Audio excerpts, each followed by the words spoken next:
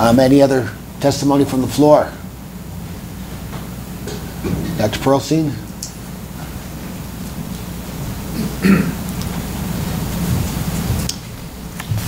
Mr. Chairman, members of the board,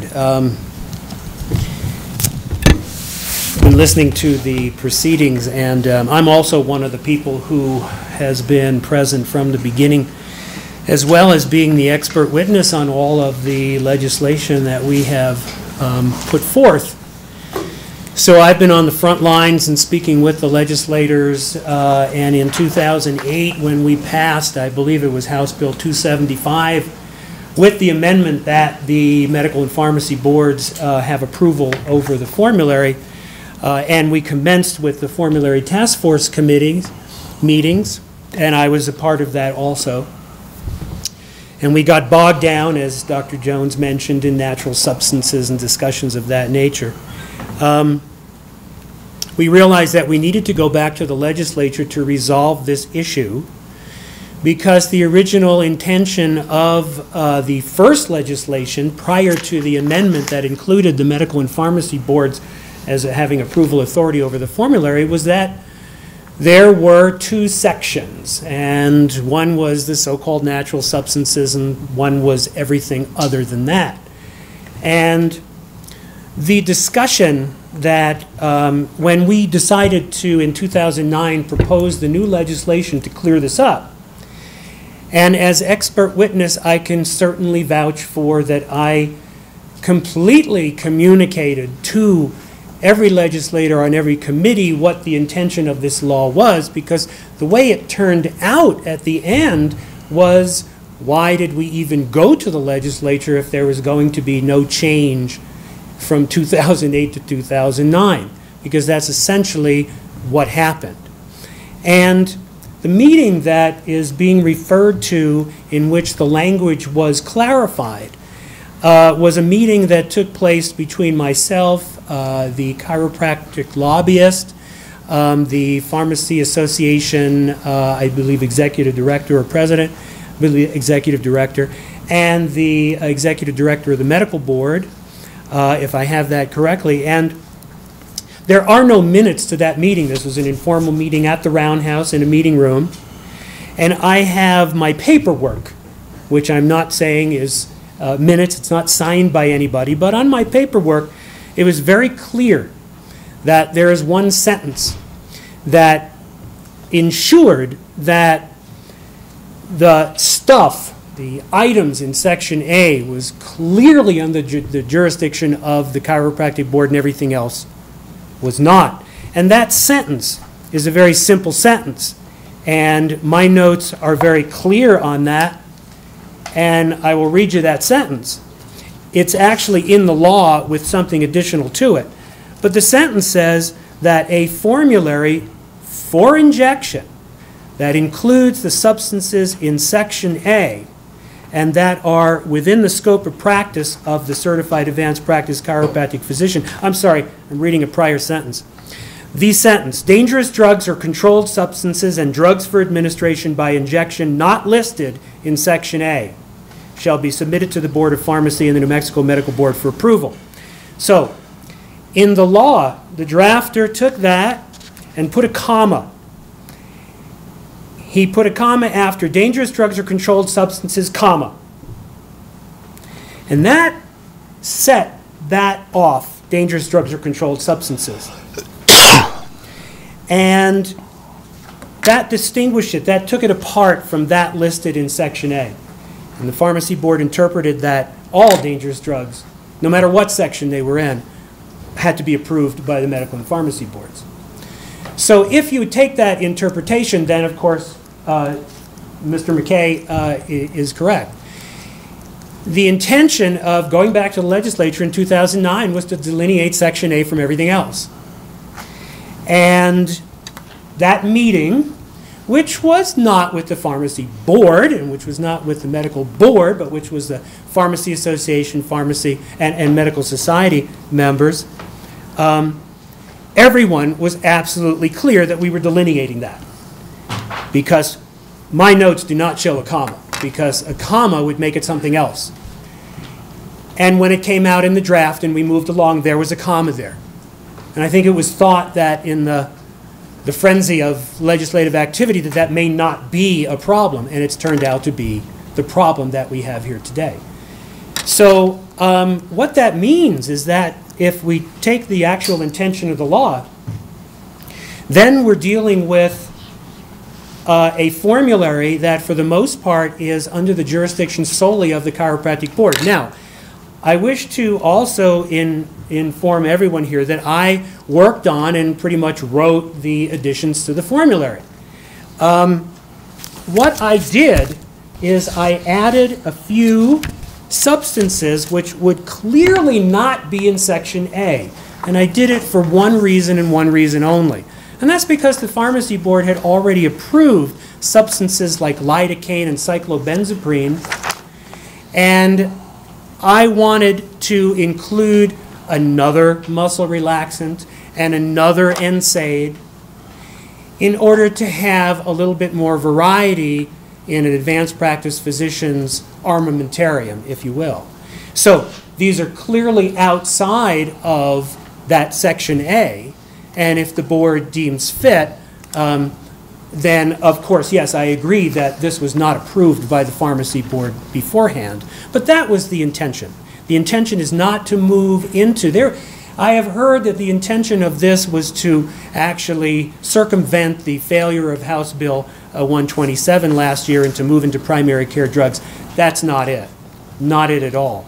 If we drop those few substances that I added in that are clearly outside of that Section A or natural substances, I believe that everything else I ask for the board's approval on that, because these are clearly the types of substances, including the vitamins for injection, that not only are under the purview of this board, but also require additional education, and that's why part of this rule has additional education attached to it.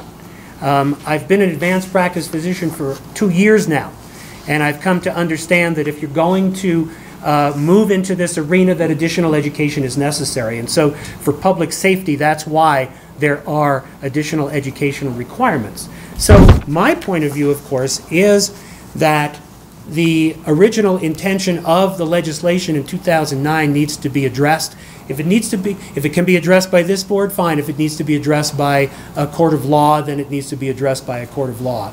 But unfortunately, the way it's played out in the legislature, there is a question, and there is a certain degree, as has been mentioned, of awkwardness, of nobody quite knowing what to do. Both sides are right, both sides are wrong. It's an issue that needs to be put to rest. I want you to note this formulary has been created with public safety as its first and most paramount issue.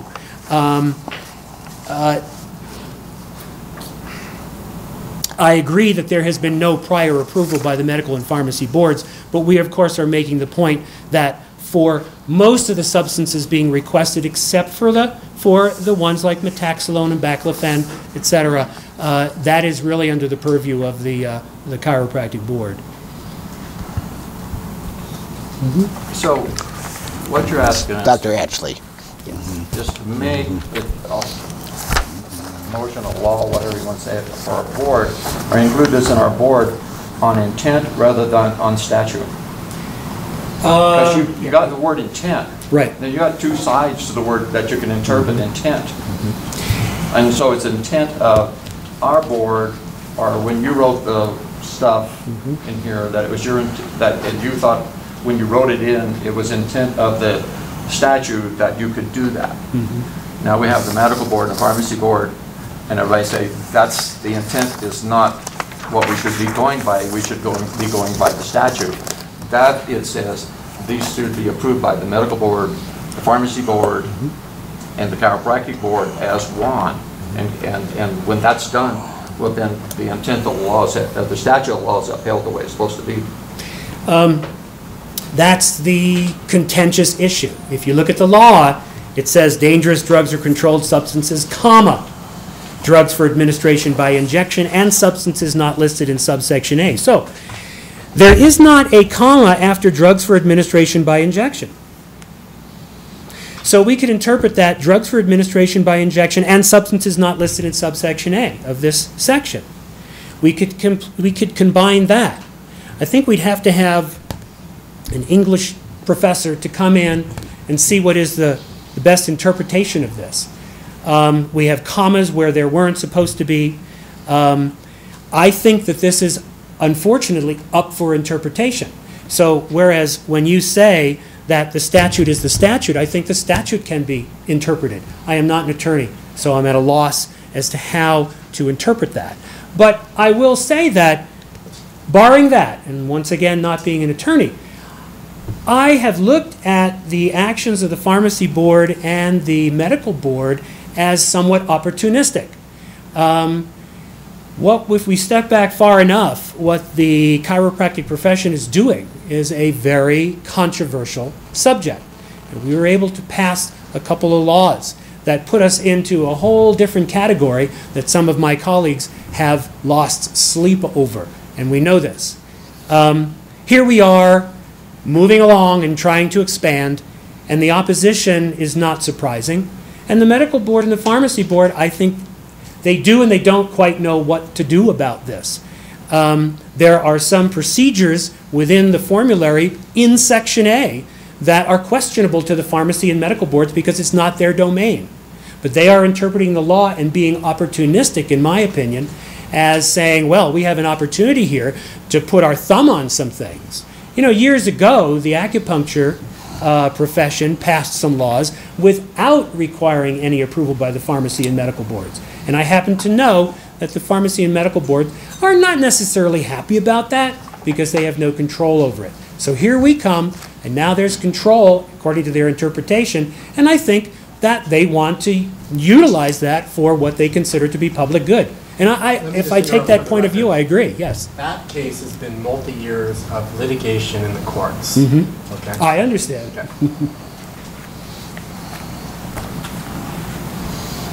Mm-hmm. Yeah. Any questions of the witness from the board? Dr. Jones? I just wanted to hit on something that the doctor actually asked of Dr. Perlstein, that we might have created some muddiness in the water here. It is my contention from being at the very beginning of this process and being part of the people who were talking at the legislation that my interpretation of the language as we have it right now is that there's a separation of Category A and Category B, or subsection A and subsection B.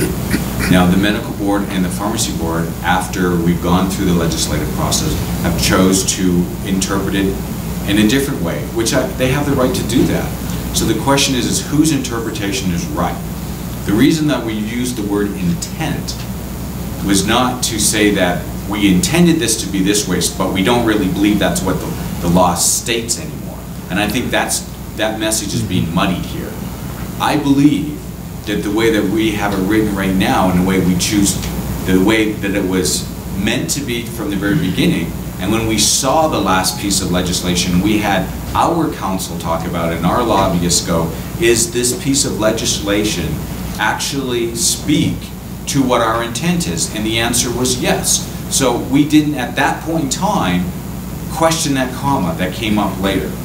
Because as we read it, and the people who were advising us at that time read it, it was exactly how we are saying it's interpreted. And as we went through the legislative process, that was very consistent through the entire process of what we felt it means, and to this day still feel what it means. Now we have this issue of, well, it could be interpreted another way.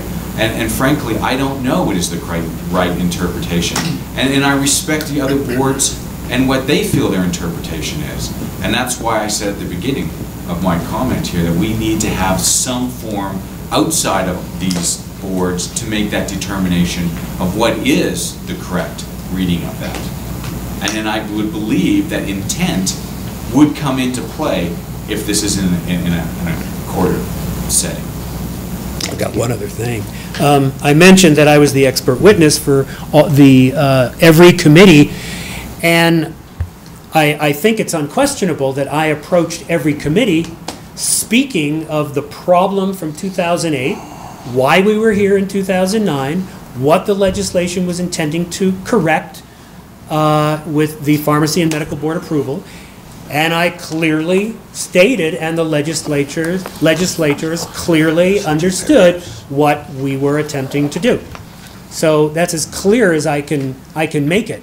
I did not go into the 2009 legislative session saying that we were going to keep everything the way it was and we were going to have the Medical and Pharmacy Board have approval authority over all the natural substances. I mean, that just was not the case. And the legislators did pass a law based on my testimony. And I pretty much understand that from my understanding, listening to you, you pretty much wrote the law. Not just me. Well, not yes. just you, but you certainly had a major part in that. Yes. And the major part in that you wanted in there was the approval of the Pharmacy Board and the Medical Board. Not for Section A. Right. But for everything outside of Section A. Okay. And yes. So we're dealing with stuff outside of Section A today. You're dealing with stuff in Section A and outside of Section A. I've acknowledged that I added things into the formulary that were outside of Section A. And I did it for a reason based on that the Pharmacy Board had already approved some substances like lidocaine and cyclobenzaprine that were outside of Section A, and not meaning to be disrespectful to the process of having to have approval by the Pharmacy Board prior to this meeting, I added those substances to just add additional safe NSAIDs and muscle relaxants to the Advanced Practice Physician's Armamentarium, just as a simple way of expanding the formulary. I fully recognize that that did not go through the approval process, and if this I understand completely if this board wishes to drop those substances which are outside of Section A, though they're easily identifiable. But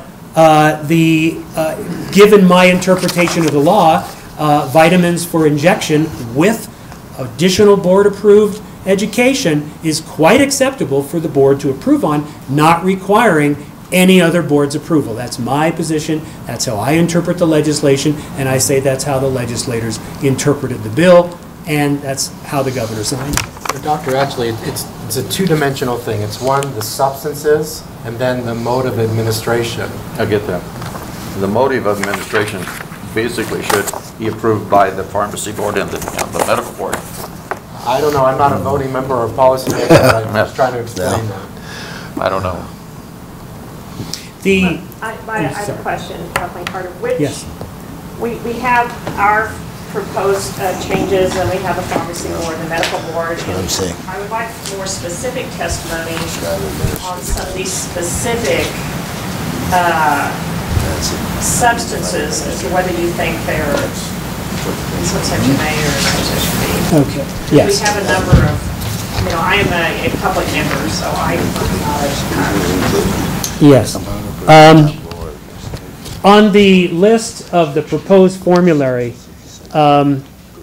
B, metaxalone, that's a Section B.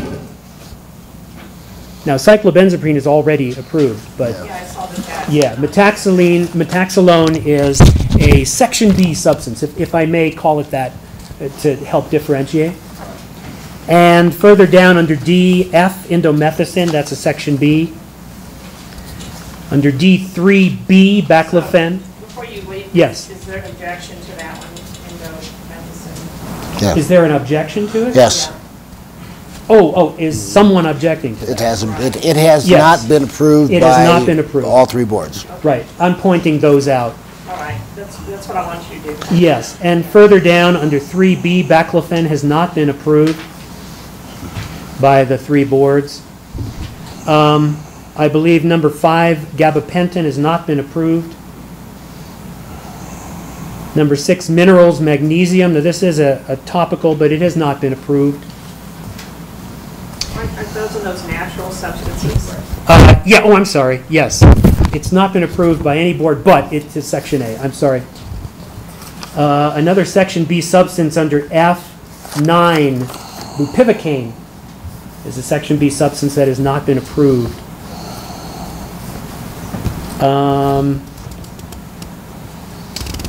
And that's it. EDTA? Well, EDTA, I say, is a Section A substance.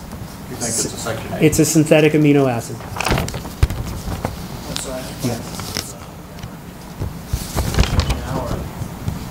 Just change it on the fly. I'm not going to stop for you. Sorry. So, yeah, EDTA is a Section A substance. Phenol? So it's a, Phenol fits in Section A. And again, these are all with additional board-approved education. So we're very clear that the education that has gotten somebody to be an advanced practice chiropractor is inadequate to utilize these substances. And I feel the board, I've outlined the educational requirements, and I feel the board should honor that and include. I've taken many of the courses that are required for this, and they are exactly the kind of courses that one needs to take to utilize these substances and to utilize them safely and for the public to feel utterly safe. The practitioner is trained adequately. ask about those two as well. Sodium what? Those two are approved. 21 and 22. Yeah, sodium morate and sodium hyaluronate, Section A. Hyaluronic acid.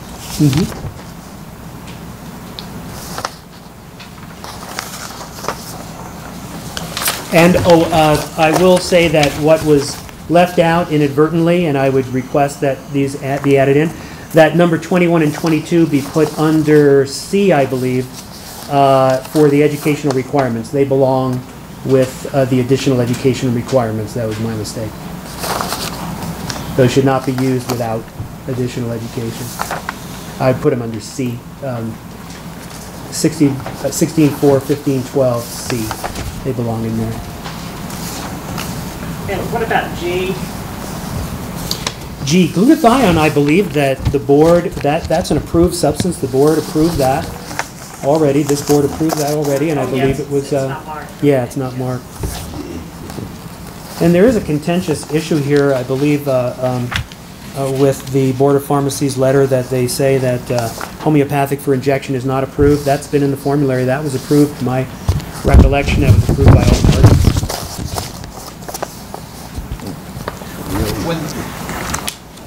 Okay, so I have a question on that. So that was approved in a board meeting, was that correct?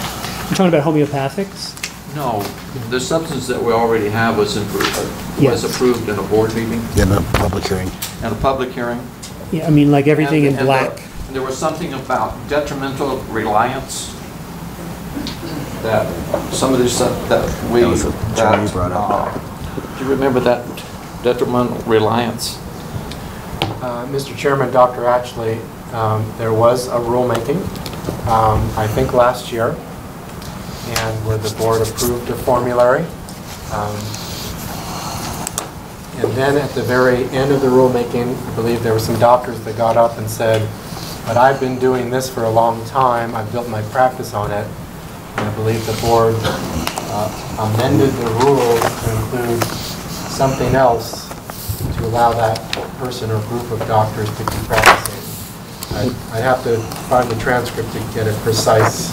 And as I researched it, I come across that it was approved, and I think Dr. Doggett can address this too, through detrimental reliance. And I was wondering what the legal description of detrimental reliance might have been from the law standpoint. How is that if you're a lawyer and you're doing detrimental reliance, isn't there has to be a contract about that rather than an intent? Dr. Doggett, Dr. Ashley, I think that it's generally understood that if someone has relied on the government to do something, and now it's to their detriment to give that up, that's where that doctrine is sometimes cited. But I'd have to do additional research to be precise about whether it has to be contract-based or not. Fortunately, you have a board member who's a long-time practitioner in law, so maybe she has some insight. if she wants. If she just wants to be a public member, that's fine too. I'll just be a public member. You don't want to comment on your interpretation of detrimental reliance? I'm saying we make our career on interpreting, okay, and there is never a completely clear position on this. So I guess we could say There that are arguments both ways, but yes, there is detrimental reliance. Someone has something and the government wants to take it away. They have the right to rely upon lack of objection in the past. I guess we can go after the insurance companies for detrimental reliance, because I expect more from them than what they're giving to me. I'm not going to comment on that. Okay. We all agree on that. Dr. Gilbertson? I'm sorry. I think what that comment was actually, he was relying on the statute. In the statute, we had authority to inject, and actually, there was a moment in time at that rules and regulation hearing that things were on the table to reject all injectables, and actually, the statute supersedes the rules and regulations, and that was the how I recollect that conversation. Thank you. Thank you, Dr. Perlstein. Any additional testimony from the floor?